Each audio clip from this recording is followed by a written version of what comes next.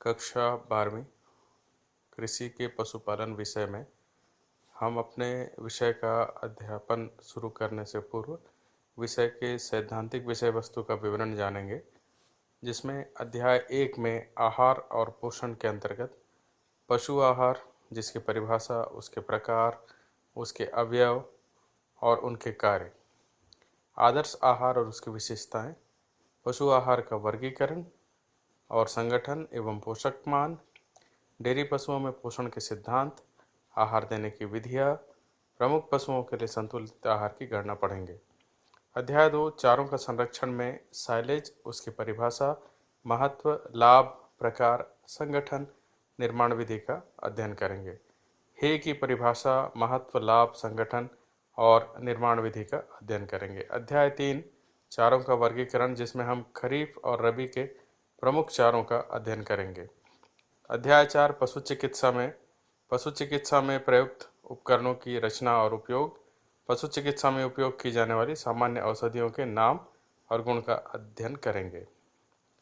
अध्याय 5 पशु रोगों में पशु रोग का वर्गीकरण, बीमारी और स्वस्थ पशुओं के लक्षण, नाड़ी गति, तापमान और श्वसन गति ज्ञात करने की विधि, रोगों से बचाव के सामान्य उपाय और प्रमुख रोग, जिसमें खुरपका, मुखपका, पशु प्लेग, लंगड़ी, गलघोटू, एंथ्रेक्स, थनैला इत्यादि पशु रोगों का हम अध्ययन करेंगे। अध्याय 6 पशुओं की नस्लों में गाय की प्रमुख भारतीय नस्ल, विदेशी और संकर नस्लों की विशेषताएं, भैंस की प्रमुख भारतीय नस्लों की विशेषताएं पढ़ेंगे। अध्याय 7 पशुओं की जांच के अंतर्गत गुणांकन पत्र द्वारा पशुओं की जांच करना, पशुओं की आयु और उनका भार ज्ञात करना।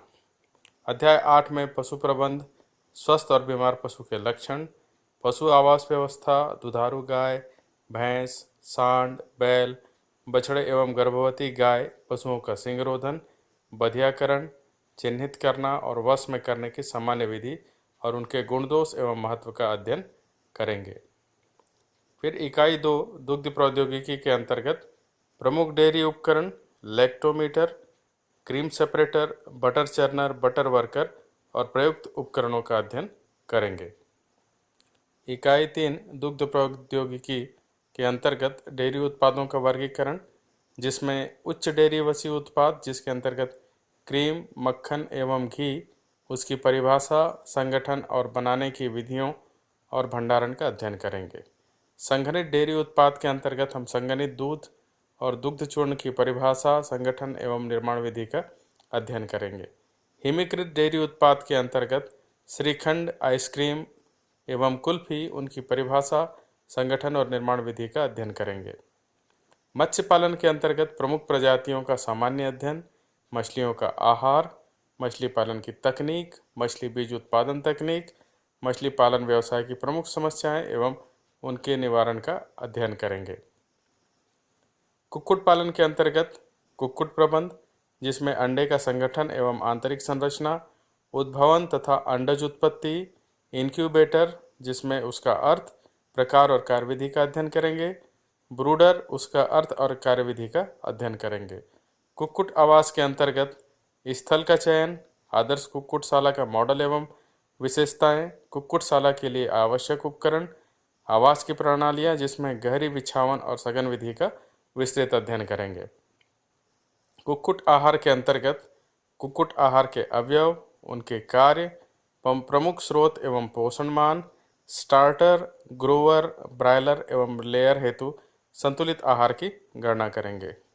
कुक्कुट रोग और चिकित्सा के अंतर्गत स्वस्थ एवं रोगी कुक्कुटों के लक्षण, रोगों से बचाव के सामान्य उपाय का अध्ययन करेंगे और प्रमुख कुक्कुट रोगों के अंतर्गत पुलोरम, फॉलपॉक्स, रानीखेत, कॉक्सिडियोसिस, बर्ड फ्लू और चिरकालिक श्वसन रोगों का अध्ययन करेंगे।